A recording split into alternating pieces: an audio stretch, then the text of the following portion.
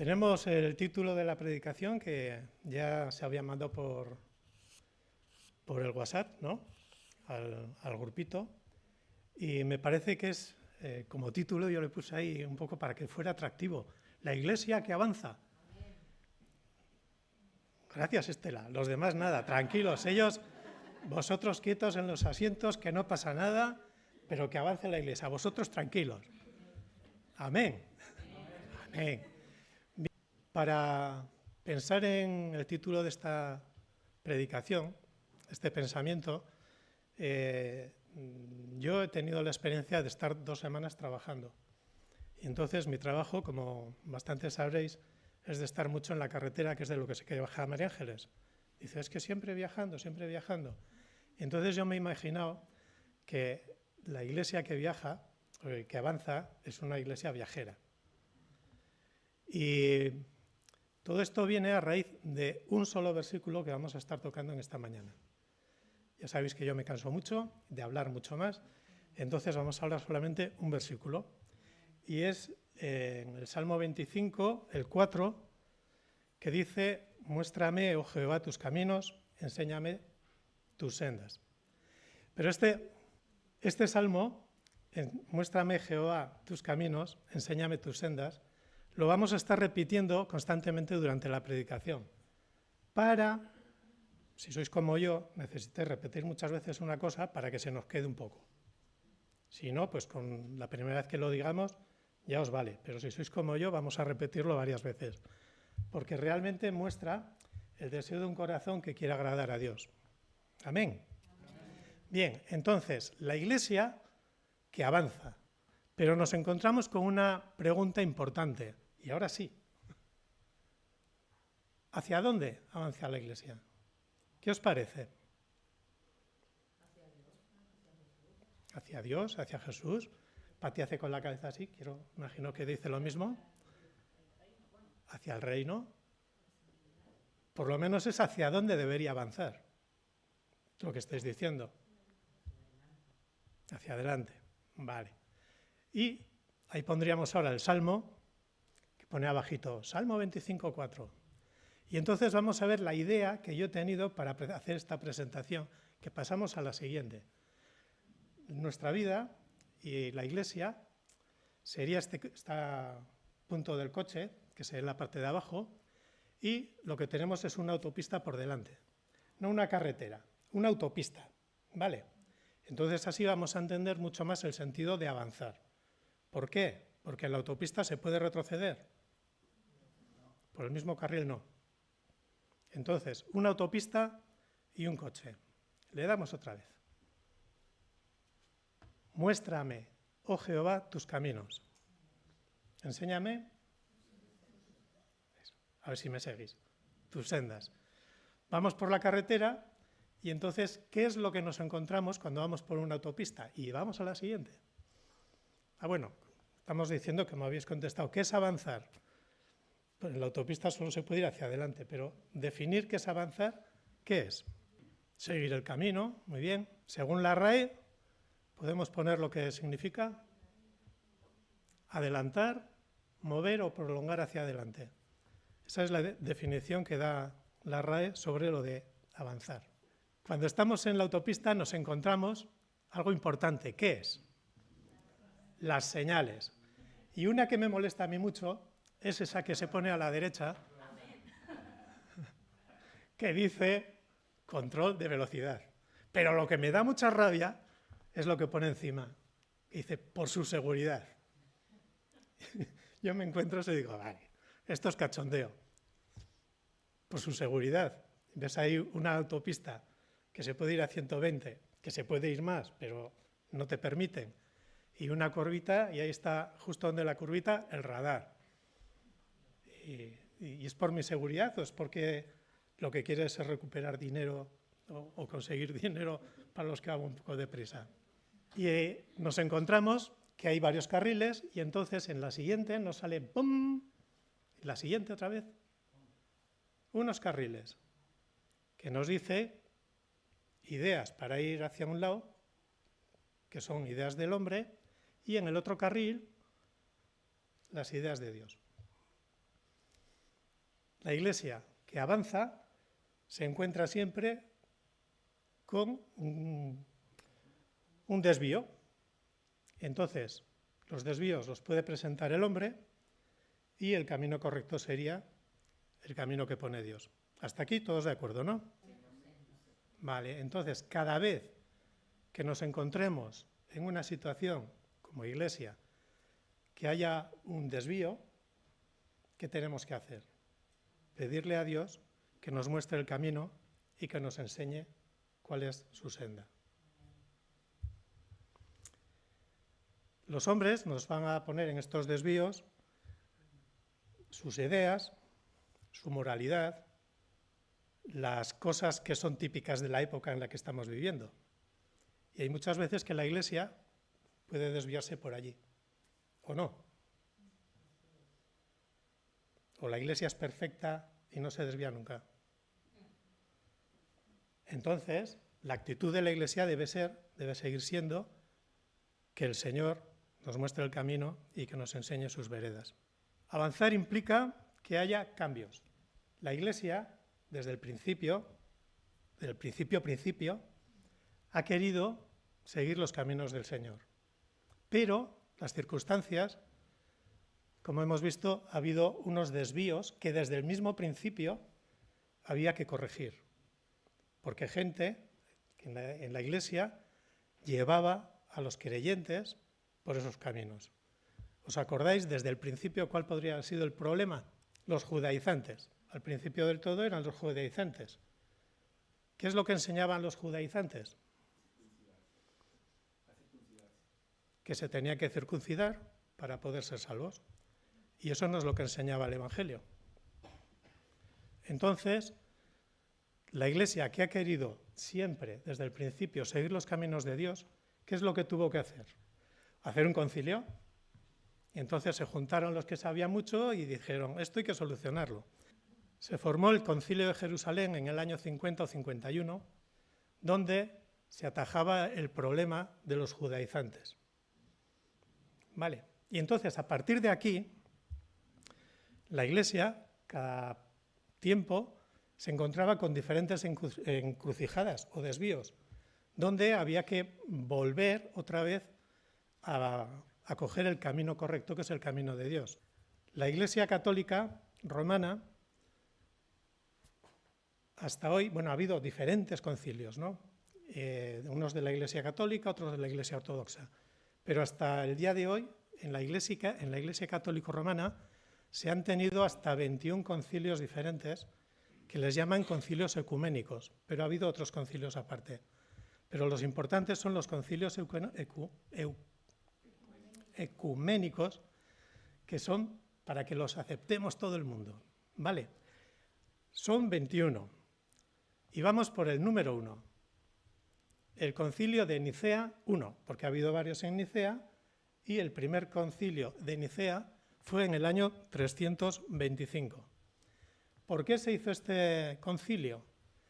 Porque había una doctrina que era el arrianismo. ¿Sabéis qué es el arrianismo? Era un señor que se llamaba Arriano, que se le ocurrió la brillante idea de decir que Jesucristo no era igual que Dios, porque Jesucristo había sido creado por Dios, entonces tenía un principio, entonces la naturaleza eterna de Dios ya no podía ser la misma que el Hijo. Entonces el arrianismo promulgaba que Dios era el Padre eterno y Jesucristo era el Hijo de Dios, pero no era eterno. Entonces no era de naturaleza divina como era Dios. Este hombre, en este concilio de Nicea, se le propuso que iba a ser hereje, se le echó de las iglesias y así, y durante unos años estuvo como hereje, pero al tiempo sus seguidores volvieron a retomar lo que creía Arriano, toda la doctrina esta de Jesucristo, que no era Dios. Y entonces el siguiente concilio, el concilio II, que fue en Constantinopla, en el año 381, ya habían pasado 56 años, después de la muerte incluso de Arriano, volvieron a condenar el arrianismo Y aquí también se confirmó que el Espíritu Santo era igual al Padre y al Hijo.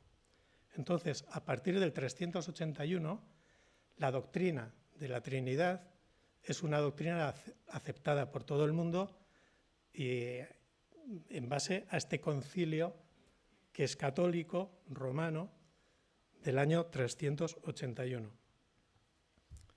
21 concilios. Vamos por el siguiente. Qué caras. Vamos al siguiente, que es el de Letrán, pero ya este es el número 18. Para no aburriros, Letrán en el quinto, porque hubo 4 anteriores. Y es en el año 1512, que este lo alargaron hasta el 1517. Fue una cosa un poco larga. Y aquí lo que consiguieron arreglar es la palabra que se dice conciliarismo, que nadie sabrá lo que es eso. Yo tampoco lo sabía, pero esto que están mal de la cabeza, no. Pues esto es que declararon como suprema autoridad la autoridad de lo que se quedaba en estos concilios, y era más importante lo que decidían en los concilios que incluso la opinión del Papa. Esto se hizo en el 1512. Pasaríamos al siguiente, que sería el 19. Este sí que os suena más, el Concilio de Trento. Digo yo, por lo menos de nombre, yo lo estudié en la escuela. No sé lo que era, pero en la escuela lo estudié. Y este viene a raíz de que pasó algo entre el de Letrán y este. Nos pasamos en el año 1517, que ocurrió alguna cosa que, ¿quién se acuerda que puede ser? La Reforma Protestante. Entonces, el Concilio de Trento fue un poco para iniciar la contrarreforma, que es la reforma de la Reforma Protestante. En este Concilio de Trento se confirmaron también que la Iglesia Católica admite los 7 sacramentos y declararon que la versión de la Vulgata es la versión auténtica de la Biblia. Esto hicieron en el Concilio de Trento.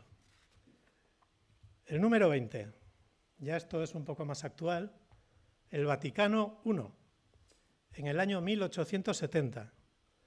Aquí la Iglesia, bueno, después de lo que hemos visto en el anterior, aquí aceptaron que la supremacía del Papa era sobre todos los obispos y sobre todos los concilios, y lo que decía el Papa era infalible. En 1870 se consideró la infalibilidad del Papa. Y el último concilio que hay hasta ahora, el Vaticano II, que es el 21, es de 1965. Y en este concilio lo que se trató es de actualizar la Iglesia, de promover que todos los creyentes podemos estar unidos, podemos ser uno y somos una cosa ecuménica, que quiere decir que todos juntos. Y esto se promueve en el año 1965 en este Concilio Vaticano II. Hasta aquí hemos visto, ha habido problemas en la Iglesia, se han hecho concilios y hasta 1512 se volvía un poco al camino de Dios. A partir de 1512 y está en 1517 hay 2 caminos bien claros. Unos que siguen yendo hacia los desvíos de las doctrinas de hombres y otro que es con la Reforma Protestante, que intenta volver todos los caminos a la autopista, al carril de Dios. Vale, ¿quién era este Martín Lutero? ¿Alguien lo conocía? Yo no lo he conocido, está un poco viejo, 500 años. Pero bien, pues Martín Lutero era alemán, era un monje agustino y su historia es muy interesante, que algún día también se podría hablar sobre él y solamente una pincelada, ¿no? Era profesor de la Universidad de Wittenberg, que lo pronuncia en alemán correctísimo, Wittenberg, y allí daba clases de arte y de teología. Vale, entonces un buen día se le ocurrió clavar las 95 tesis en la puerta de la iglesia del castillo donde estaba la universidad.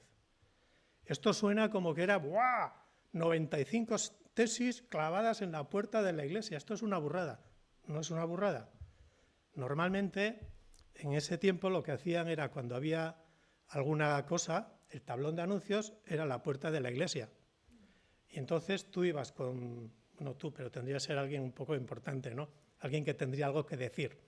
Ibas con tu anuncio y lo clavabas. No había chinchetas, había clavos. Y lo clavabas ahí. 95 tesis, que cada tesis era una línea y un poco más. No creéis que era un tocho clavado allá. Y dentro de las 95 tesis, lo que Lutero quería con esto eran sus tesis sobre cosas que no estaba de acuerdo cómo se estaban haciendo en la iglesia tradicional. Él tuvo un viaje a Roma y allí pudo ver lo mal que vivían los curas, lo mal que vivían toda aquella gente del clero, con sus ropas andrajosas y esas cosas. Entonces vino muy escandalizado del viaje a Roma, ¿no? Y además, en esa época, el Papa estaba promulgando muchas indulgencias. ¿Alguien sabe quién son las indulgencias? Era un impuesto religioso, básicamente. Cuando la Iglesia Católica planteaba, bueno, estaba el purgatorio, por un lado, entonces tú podías pagar por tus pecados y por los pecados de los muertos que estaban en el purgatorio. Entonces, si tú pagabas, una vez que pagabas, el alma de tu familiar o de tu amigo que está en el purgatorio daba el salto hasta el cielo. Pero mientras no se pagaba, la gente se quedaba atascada en el purgatorio. Esa era una de las ideas. Y Lutero no lo tenía muy claro. Pero más que nada, lo que veía era que el tema de las indulgencias era un tema que se estaba convirtiendo en algo económico. Decir que Lutero no estaba en contra de las indulgencias. Lutero no estaba en contra del Papa. Y Lutero no estaba en contra de la Iglesia católico-romana. Seguía siendo un monje. ¿Vale? Pero veía que había algo que no estaba funcionando bien. Las indulgencias, el Papa estaba promoviendo mucho más indulgencias porque había una guerra contra los turcos, que era una guerra santa, que había que financiar. Pero además, y lo más importante, era que tenían la construcción de la Basílica de San Pedro en Roma, que estaba costando mucho dinero y la tenían que financiar. Entonces, los que vendían las indulgencias se quedaban con la mitad del dinero y la otra mitad la mandaban a las arcas de Roma. Entonces era un negocio. Y hay una frase que, hablando de Lutero, decía, Lutero tenía dos fallos. Uno, que atacaba la corona de la Iglesia, al Papa, y otro, a la barriga de los frailes. Erasmo de Rotterdam. Lutero clavó las tesis como una invitación a que todo el que quisiera debatir sobre esas tesis para ver lo que a él le parecía y lo que mandaba la doctrina de la Iglesia, ¿no? Y era solamente eso es lo que pretendía, un debate amistoso en la propia Iglesia, que es donde se iba a realizar el debate. Y es más, en la tesis ponía que si alguien no podía asistir, que mandara sus opiniones por escrito y se debatirían igualmente. O sea, que aquel que tenga la idea de que Lutero vino con un palo, venga, esto es la reforma y vamos a acabar. No, Lutero no pretendía en ningún momento crear ningún cisma, ni ninguna rotura, ni ninguna cosa. Pero las circunstancias y el Señor hizo un mover en otros que creían y que pensaban como él, que al final terminó en la reforma protestante. Dos palabras importantes, reforma, quitar todo lo viejo, y protestante. Que protesta, que está, ¿qué es eso? No, protestante. Reforma protestante. Sería las doctrinas y especialmente el tema de las indulgencias, y lo que hizo Lutero fue tratar de volver al camino, dale, chiqui, al camino de Dios. Este esta reforma de estamos yendo para allá con el tema de las indulgencias, que estamos pagando cosas, y para mí me duele mucho más el tema del purgatorio que el económico, porque, bueno, y entonces lo que Lutero dice, no, vamos a volver a lo que dice Dios, porque él fue muy consciente de que la justificación era solamente por la fe. Y este fue el gran detonante de la reforma. Muéstrame, oh Jehová, el Señor, tus caminos, enséñame tus veredas.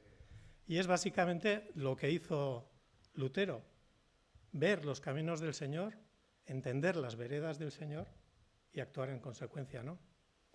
Y entonces, en estos 500 años que han pasado desde la reforma de Lutero hasta hoy, una recopilación un poco de lo que es la doctrina protestante está basada en las 5 solas. ¿Os suena qué es esto de las 5 solas? Algunos sí, otros no, pero ahí en el circulito pone sola escritura, sola fide, no, sola gratia, solus Christus y soli Deo gloria. Esto es en latín, porque aquello se escribía todo en latín, pero es básicamente sola escritura. Lo que pretende la reforma protestante es que la escritura sea sola. Estas 5 solas merecen para 5 predicaciones, porque lo que vamos a ver ahora es un poco por encima, pero si lo vemos en el contexto histórico donde sale, es que es alucinante la fuerza y la gravedad que tenían estas declaraciones en ese tiempo. Sola escritura. Reconocían que solamente las escrituras tenían autoridad. En este tiempo, ¿quién tenía la autoridad en la Iglesia Católica Romana? El Papa. Y los concilios y las tradiciones. Y la Reforma dice que no, solamente la Escritura es quien tiene la autoridad. Sola fe. Dice que solamente la fe en Dios y en la obra de Jesucristo es lo que necesitamos para alcanzar la salvación. Solamente. Aquí estaba atacando directamente a las indulgencias. Por un lado estaba atacando Lutero con las Escrituras al tema de las indulgencias, con la fe también a las indulgencias, ¿no? Solo gracia. La solo gracia es que solamente tenemos la salvación por la gracia, la recibimos como regalo. No podemos hacer absolutamente nada para obtener la salvación por nuestra cuenta. Por lo tanto, pagar dinero para una indulgencia no sirve de nada. Es un regalo. En Efesios 2:8 podemos verlo. Solo Cristo. Otro palo fuerte que le daba a la Iglesia Católica. Jesucristo mismo dice que yo soy el camino, la verdad y la vida. El único camino que hay para llegar al Padre es solo Cristo. Este es el solo Cristo. Y solo la gloria a Dios, que sería lo último. Romanos 11:36, que dice que la gloria es suya. Y entonces nosotros lo que tenemos que hacer voluntariamente, debemos darle la gloria a Él, que es el único que la merece. Esto es, en resumen, lo que creemos los protestantes, los evangélicos. Este es un resumen importante de tenerlo siempre en cuenta. Son unos separadores y unas guardapáginas que es con este eslogan, ¿vale? El que quiera, pues que coja y ya está. Es muy importante, me gustaría mucho más que solamente tenerlos en la Biblia como separador, que lo tuviéramos en la mente y en el corazón, para que cada vez que nos encontramos con un desvío en el camino, podamos valorarlo a través de las 5 solas. Y decir, ¿esto lo refuta la Escritura? Sí, no lo hago. ¿Esto es añadir algo a lo de la fe o a la gracia? ¿Esto me quita, me hace ir por otro camino que no sea el de Cristo? ¿Esto le da gloria a Dios? Entonces, pensando en esto, podemos tomar las decisiones en nuestro caminar de una manera más efectiva y más como Dios quiere. Vamos a seguir un poco. Avanzar es el progresismo. Cuando avanzamos, progresamos, ¿no? Entonces, el progresismo es avanzar y adaptarnos a los nuevos tiempos. Y entonces progresar en los tiempos, en esta autopista que es la vida, donde va la Iglesia, por esta autopista que es la vida, tenemos que avanzar con los tiempos. Entonces, las dos doctrinas de los hombres que saldrían ahora, y las flechitas, vamos a ver algunas doctrinas actuales de los hombres. Primera doctrina importante, no hay Dios. ¿Qué diría la doctrina de Dios? En Hebreos 11:6 podemos ver que el que busca, que hay que tener fe para acercarse a Dios, y el que se quiere acercar tiene que creer que lo hay, porque si no, no sirve de nada. La doctrina sigue siendo la de Dios, que Dios existe, que Dios es el creador de todo, y la doctrina de los hombres es que no hay Dios. Puedes poner el otro también, porque vamos a hablar a la vez. Gracias. Otra doctrina importante que hay hoy en día: todos somos hijos de Dios. La gente, hay mucha gente, incluso en los católicos, que dicen, no, todos somos hijos de Dios, porque Dios nos ha dado la vida, por consiguiente, somos hijos de Dios. Pero la palabra de Dios lo que dice es que todos somos criaturas de Dios porque nos ha creado. Y a los que creyeron, a estos les dio la potestad de ser hechos hijos de Dios. Entonces hay una diferencia. O somos criaturas o somos hijos. Entonces todos no somos hijos de Dios. Doctrinas de los hombres que van para un lado, que se separan de Dios, y la doctrina de Dios refutada por la palabra, dándole gloria a Dios y por la gracia de Dios, que es de que somos hijos los que hemos sido redimidos por la sangre de Cristo. Siguiente doctrina, que es muy popular, que da un poco en lo que decía Estela. Dios es amor. Entonces, bajo el amor, permitimos todo. Como Dios es amor, lo puede permitir absolutamente todo. Nos ama a todos, ¿no? ¿Y qué dice la palabra? Dice que Dios es Dios, y solo hay un Dios. Y a Dios no lo podemos hacer cachitos. Y Dios tiene unos atributos. Y dentro de los atributos es de que Dios es amor, correcto, Dios es justo, y Dios es muchas más cosas. Entonces, si Dios es amor y Dios es justo, no puede permitir absolutamente todas las cosas, porque Dios es justo y no podemos separar el amor de Dios de la justicia de Dios. Amén. Y esto lo refuta la Escritura y darle gloria a Dios.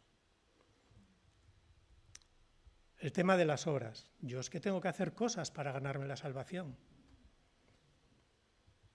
¿Tienes que creer en Jesucristo? Sí, pero bueno, algo tendré que hacer más. Pues no. La palabra dice que cree en el Señor Jesucristo, en la obra que ha hecho por ti, acéptalo, arrepiéntete de tus pecados y entonces serás salvo. ¿Qué tenemos que hacer? Arrepentirnos. Es la única obra que tenemos que hacer, que no es una obra. Pero tenemos que sentir dolor porque estamos ofendiendo a Dios cuando pecamos. Eso es el arrepentimiento. Si nos arrepentimos, Dios nos perdona. Y si Dios nos perdona y nos cubre con su amor, gracias a la sangre de Cristo, las obras no sirven para nada. Otra cosa es que las obras sean el resultado de este querer agradar a Dios. Porque si Dios es el que gobierna nuestras vidas, vamos a actuar conforme a la voluntad de Dios y tratando de agradar a Dios en todo. Pero no para conseguir una salvación, un acercamiento a Él, sino como resultado de lo que Él ha hecho primero por nosotros. Y otra doctrina importante que hay por ahí, eso es el pecado, eso no existe, eso era de los viejos. ¿Cómo que viejo? Ahora, ¿qué dice la palabra de Dios? Por cuanto todos... Sí, normalmente nos quedamos solamente en cuanto todos pecaron. Pero es que trae una consecuencia muy, muy importante el pecado de cada uno, que es que nos separa de Dios. Estamos destituidos de la gloria de Dios y necesitamos ese sacrificio de Cristo. El hombre propone muchas salidas para el progreso. Y la Iglesia muchas veces se une a estos avances para ir actualizada, para ser una Iglesia actual. Otra frase de Lutero dice: si predicas el Evangelio en todos sus aspectos, exceptuando los temas relacionados específicamente con tu época, no predicas en absoluto el Evangelio.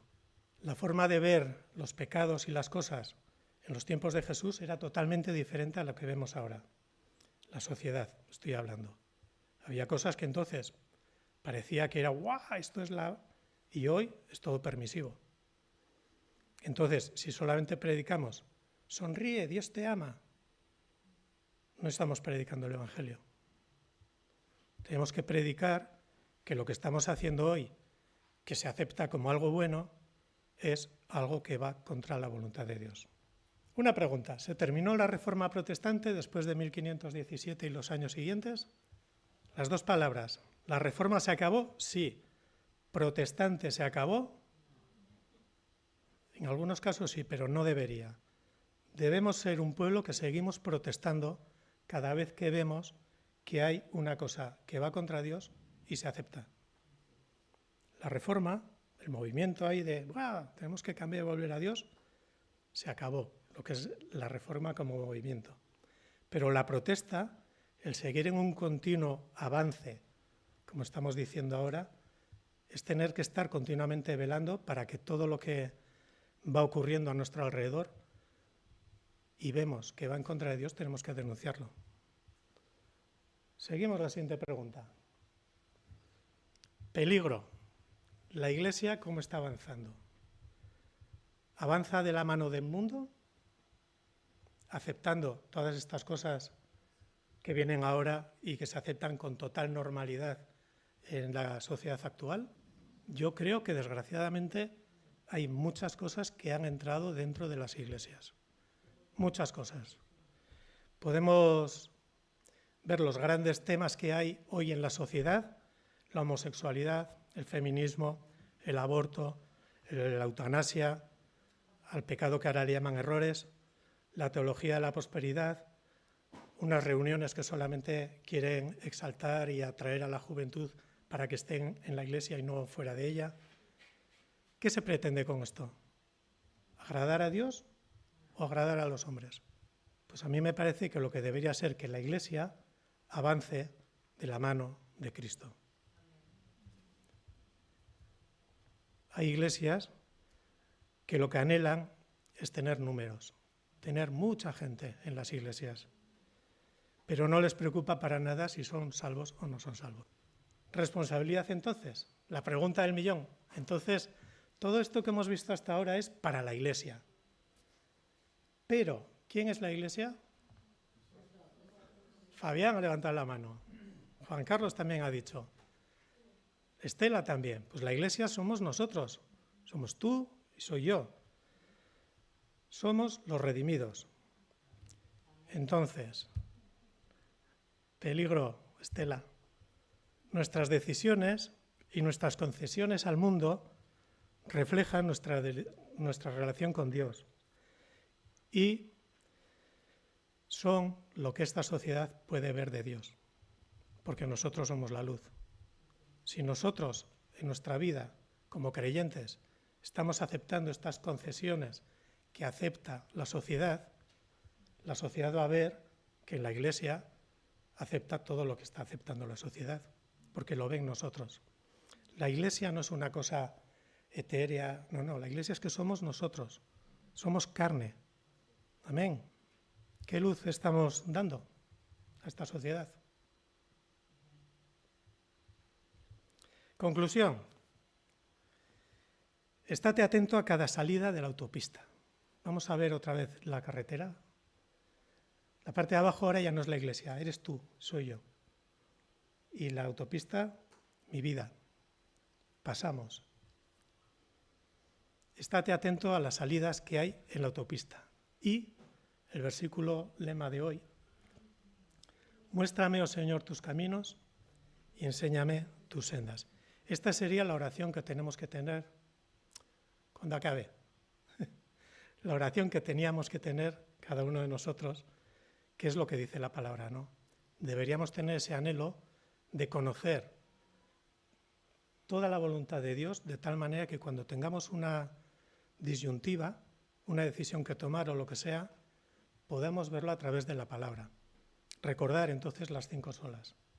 Y yo añadiría, a modo de oración, no por añadir a la palabra, enséñame tus sendas, está bien, dame sabiduría y fuerzas para perseverar en ellas. Este es el deseo que en esta mañana traigo para vosotros y para mi vida. Poder perseverar en la palabra del Señor, en conocer el camino, en conocer bien claro lo que agrada a Dios y lo que no, para poder moverme con libertad por esta vida que nos ha permitido vivir. La Iglesia que avanza es aquella que, considerando los nuevos tiempos, permanece fiel al Evangelio. Y para nosotros vive la realidad de la actualidad, pero sin dar concesiones que Dios no permite. Lo bueno para Dios es bueno y lo malo para Dios es malo. Y quien lo determina únicamente es el Señor. Ojalá sea este nuestro deseo. Espero que el Señor nos pueda bendecir en esta semana. Recordar que tenemos estos cacharritos que nos pueden venir bien, pero sobre todo tenerlos en la mente para poder opinar.